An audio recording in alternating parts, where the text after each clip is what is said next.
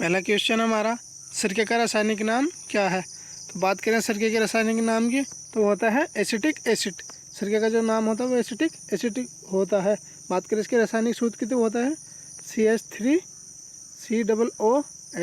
इसका रासायनिक सूत्र होता है CH3COOH, इसका रासायनिक सूत्र होता है। तो चलिए अगले क्वेश्चन पे चलते हैं।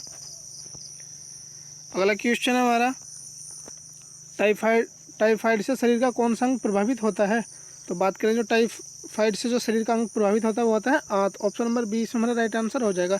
ये साल्मोनेला बैक्टीरिया से फैलता है। साल्मोनेला बैक्टीरिया से फैलता है। तो ऑप्शन नंबर 20 में हमारा राइट आंसर हो जाएगा आंत। तो चलिए अगले क्वेश्चन पर चलते हैं। अगला क्वेश्चन हमारा, जैन धर्म में एकमात्र महिला तीर्थकर कौन थी। तो बात करें जैन धर्म में जो एकमात्र महिला तीर्थकर थी वो थी मल्लिनाथ। ऑप्शन नंबर 20 हमारा राइट आंसर हो जाएगा। ये 19वीं तीर्थकर थी, जैन धर्म की 19वीं तीर्थकर थी। तो ऑप्शन नंबर 20 हमारा राइट आंसर हो जाएगा। तो चलिए अगले क्वेश्चन पर चलते हैं। अगला क्वेश्चन हमारा, शेरे पंजाब के नाम से कौन विख्यात है। तो बात करें शेरे पंजाब के नाम से जो विख्यात है वो है Lala Lajpat Rai. Option number A से हमारा राइट आंसर हो जाएगा। इन्हें पंजाब केसरी के नाम से भी जाना जाता है, पंजाब केसरी। तो ऑप्शन नंबर ए से हमारा राइट आंसर हो जाएगा। लाला लाजपत राय को शेरे पंजाब के नाम से जाना जाता है। तो चलिए अगले क्वेश्चन पर चलते हैं। अगला क्वेश्चन हमारा, निम्नलिखित में से कौन सा राज्य स्वर्ण का अधिकतम मात्रा में उत्पादन करता है। तो स्वर्ण का जो सर्व अधिकतम मात्रा में जो उत्पादन करता है वो करता है कर्नाटक। ऑप्शन नंबर सी से हमारा राइट आंसर हो जाएगा। कर्नाटक देश का 98% भाग उत्पादन करता है। 98% भाग स्वर्ण उत्पादन करता है। जो इसकी खानें हैं वो कोल्लार और हट्टी, ये दो नामक खान है, कोल्लार एंड हट्टी। तो ऑप्शन नंबर सी से हमारा राइट आंसर हो जाएगा। कर्नाटक देश का सबसे ज़्यादा स्वर्ण उत्पादन करता है। तो चलिए अगले क्वेश्चन पर चलते हैं। अगला क्वेश्चन हमारा, भोपाल गैस कांड के लिए उत्तरदायी प्रमुख प्रदूषक कौन सा था। तो बात करें भोपाल गैस कांड की, तो कब हुआ था, ये 3 दिसंबर 1884 को 1984 को हुआ था। तो जो इसका जो उत्तरदायी प्रदूषक था वो मिथाइल आइसोसाइनेट था। ऑप्शन नंबर 20 हमारा राइट आंसर हो जाएगा। मिथाइल आइसोसाइनेट का 3 दिसंबर 1984 को रिसाव हुआ था। तो चलिए अगले क्वेश्चन पे चलते हैं। अगला क्वेश्चन हमारा, रेगिस्तान रहित महाद्वीप कौन सा है। इस क्वेश्चन में कहा है कि ऐसा कौन सा महाद्वीप है जिसमें रेगिस्तान नहीं है। तो वह ऑप्शन नंबर सी से हमारा राइट आंसर हो जाएगा। यूरोप महाद्वीप में एक भी रेगिस्तान नहीं है। तो चलिए अगले क्वेश्चन पे चलते हैं। अगला क्वेश्चन हमारा, राज्य अपहरण नीति का सिद्धांत किसने प्रतिपादित किया था। तो राज्य अपहरण नीति का जो शासन सिद्धांत दिया था वो किसने दिया था, वो दिया था डलहौजी ने। ऑप्शन नंबर सी से हमारा राइट आंसर हो जाएगा। डलहौजी ने राज्य अपहरण नीति का सिद्धांत प्रतिपादित किया था। तो चलिए अगले क्वेश्चन पर चलते हैं। अगला क्वेश्चन हमारा, निम्न में से कौन सी आदर्श गैस नहीं है। तो बात करें आदर्श गैस की, तो कौन नहीं हो, सिलिकॉन। ऑप्शन नंबर ए से हमारा राइट आंसर हो जाएगा। सिलिकॉन एक आदर्श गैस नहीं है। तो यह है एक अर्धचालक है, अर्धचालक, यह एक अर्धचालक है। तो ऑप्शन नंबर ए से हमारा राइट आंसर हो जाएगा। चलिए अगले क्वेश्चन पर चलते हैं। अगला क्वेश्चन हमारा, वाईफाई का पूरा नाम क्या है। तो वाईफाई का जो पूरा नाम है वो था वायरलेस फिडेलिटी। ऑप्शन नंबर 20 हमारा राइट आंसर हो जाएगा। वायरलेस फिडेलिटी वाईफाई का पूरा नाम है। तो चलिए अगले क्वेश्चन पर चलते हैं। अगला क्वेश्चन हमारा, डीएनए में पाई जाने वाली शर्करा का नाम बताइए। तो डीएनए में जो शर्करा पाई जाती है उसका नाम है हेक्सोज। ऑप्शन नंबर ए है, इसमें हमारा राइट आंसर हो जाएगा। हेक्सोज डीएनए में पाई जाने वाली शर्करा है। और बात करें आरएनए की, तो आरएनए में जो पाई जाती है वो पाई जाती है राइबोस। ये इसमें राइबोस शर्करा पाई जाती है। तो डीएनए में पाई जाने वाली शर्करा का नाम क्या है, हेक्सोज। ऑप्शन नंबर ए इसमें हमारा राइट आंसर हो जाएगा। तो चलिए अगले क्वेश्चन पर चलते हैं। अगला क्वेश्चन हमारा, लोकतंत्र जनता का जनता के लिए जनता द्वारा शासन, यह कथन किसका है। तो लोकतंत्र जनता का जनता के लिए जनता द्वारा शासन, यह कथन है अब्राहम लिंकन का। ऑप्शन नंबर 20 हमारा राइट आंसर हो जाएगा। अब्राहम लिंकन अमेरिका के राष्ट्रपति रह चुके हैं, अमेरिका के राष्ट्रपति। तो ऑप्शन नंबर 20 हमारा राइट आंसर हो जाएगा। तो चलिए अगले क्वेश्चन पर चलते हैं। अगला क्वेश्चन हमारा, टीका किसकी रोकथाम के लिए नहीं दिया जाता है। इनमें से कौन सी ऐसा रोग है जिसके लिए टीका नहीं दिया जाता है। तो ऑप्शन नंबर ए इसमें हमारा राइट आंसर हो जाएगा। कैंसर के लिए टीके का प्रयोग नहीं किया जाता है। इसके लिए यह एक विषाणुजनित रोग है, एक विषाणुजनित रोग है यह है। इसके लिए कीमोथेरेपी का उपयोग किया जाता है, कीमोथेरेपी का प्रयोग किया जाता है। तो ऑप्शन नंबर ए इसमें हमारा राइट आंसर हो जाएगा। तो चलिए अगले क्वेश्चन पर चलते हैं। अगला क्वेश्चन हमारा, संविधान का संरक्षक किसे माना जाता है? तो बात करें संविधान के संरक्षक की तो किसे माना जाता है? वो उच्चतम न्यायालय को। ऑप्शन नंबर डी हमारा राइट आंसर हो जाएगा। उच्चतम न्यायालय को संविधान का संरक्षक माना जाता है। तो चलिए अगले क्वेश्चन पर चलते हैं।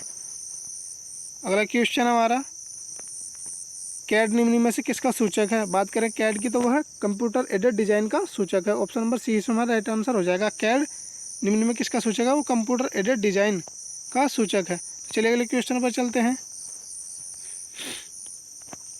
अगला क्वेश्चन हमारा, कुशीनगर जहां महात्मा बुद्ध को निर्वाण की प्राप्ति हुई थी कहाँ स्थित है? बात करें कुशीनगर का तो ये उत्तर प्रदेश में स्थित है। ऑप्शन नंबर डी हमारा राइट आंसर हो जाएगा। जहां महात्मा बुद्ध को परिनिर्वाण की प्राप्ति हुई थी। तो ऑप्शन नंबर डी हमारा राइट आंसर हो जाएगा, उत्तर प्रदेश। तो चलिए अगले क्वेश्चन पर चलते हैं। अगला क्वेश्चन हमारा,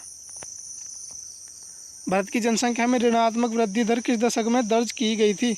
तो बात करें भारत की जनसंख्या में ऋणात्मक वृद्धि दर किस वर्ष दर्ज की गई थी? वो की गई थी 1911 और 21 के बीच। ऑप्शन नंबर ए हमारा राइट आंसर हो जाएगा, जिसे विभाजक वर्ष भी कहते हैं, विभाजक वर्ष। तो ऑप्शन नंबर बी हमारा राइट आंसर हो जाएगा।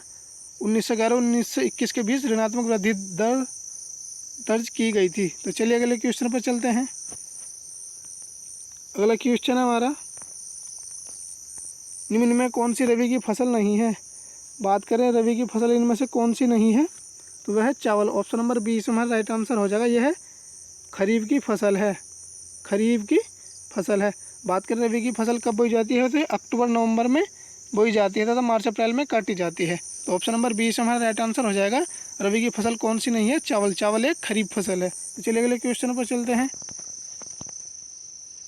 अगला क्वेश्चन हमारा, विश्व बैंक का एक अन्य नाम है। बात करें विश्व बैंक के एक अन्य नाम की तो यह अंतर्राष्ट्रीय पुनर्निर्माण तथा विकास बैंक होता है। तो ऑप्शन नंबर ए हमारा राइट आंसर हो जाएगा। विश्व बैंक का जो एक अन्य नाम है वो अंतर्राष्ट्रीय पुनर्निर्माण तथा विकास बैंक है। बात करें इसकी स्थापना की तो इसकी स्थापना हुई थी 1945 में। इसकी स्थापना 1945 में हुई थी और इसका जो मुख्यालय है वो वाशिंगटन DC में स्थित है। तो ऑप्शन नंबर ए हमारा राइट आंसर हो जाएगा। तो चलिए अगले क्वेश्चन पर चलते हैं। अगला क्वेश्चन हमारा, डूरन लाइन किन दो देशों के बीच स्थित है? बात करें डूरन लाइन की तो वो पाकिस्तान और अफगानिस्तान के बीच स्थित है। इसका जो निर्धारण हुआ था वो 1886 में हुआ था। 1886 में मार्टियर डूरन ने यह रेखा निर्धारित की थी। Martyr Durand. तो ऑप्शन नंबर डी हमारा राइट आंसर हो जाएगा। डूरन लाइन पाकिस्तान और अफगानिस्तान के बीच स्थित है। तो चलिए अगले क्वेश्चन पर चलते हैं। अगला क्वेश्चन हमारा, राष्ट्रीय विकास परिषद की स्थापना किस वर्ष हुई थी? तो बात करें राष्ट्रीय विकास परिषद की जो स्थापना हुई थी वो हुई थी 1952 में। ऑप्शन नंबर सी हमारा राइट आंसर हो जाएगा।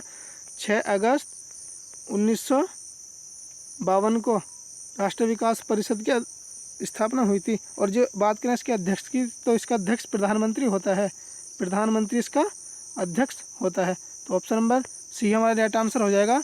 1952 में राष्ट्रीय विकास परिषद की स्थापना हुई थी। तो चलिए अगले क्वेश्चन पर चलते हैं। अगला क्वेश्चन हमारा, भारत में वीरता के लिए दिए जाने वाला सर्वोच्च पुरस्कार है। तो बात करें भारत में वीरता के लिए दिए जाने वाला जो सर्वोच्च पुरस्कार है वो है परमवीर चक्र। परमवीर चक्र वीरता के लिए दिए जाने वाला सर्वोच्च पुरस्कार है। तो चलिए अगले क्वेश्चन पर चलते हैं। अगला क्वेश्चन हमारा, भारत में राष्ट्रीय आय का संकलन कौन करता है? तो बात करें भारत में राष्ट्रीय आय का जो संकलन करता है वो कौन करता है? केंद्रीय सांख्यिकी गठन। केंद्रीय सांख्यिकी गठन राष्ट्रीय आय का आंकलन करता है। और जो इसकी स्थापना हुई थी वो 2 मई 1951 को हुई थी। और बात करें इसके मुख्यालय की तो इसका मुख्यालय नई दिल्ली में स्थित है। नई दिल्ली में इसका मुख्यालय स्थित है। तो ऑप्शन नंबर डी से हमारा राइट आंसर हो जाएगा। भारत में राष्ट्रीय आय का जो संकलन करता है वो कौन करता है? केंद्रीय सांख्यिकी गठन। तो चलिए अगले क्वेश्चन पर चलते हैं। अगला क्वेश्चन हमारा, 3 बीघा कॉरिडोर किसको जोड़ता है?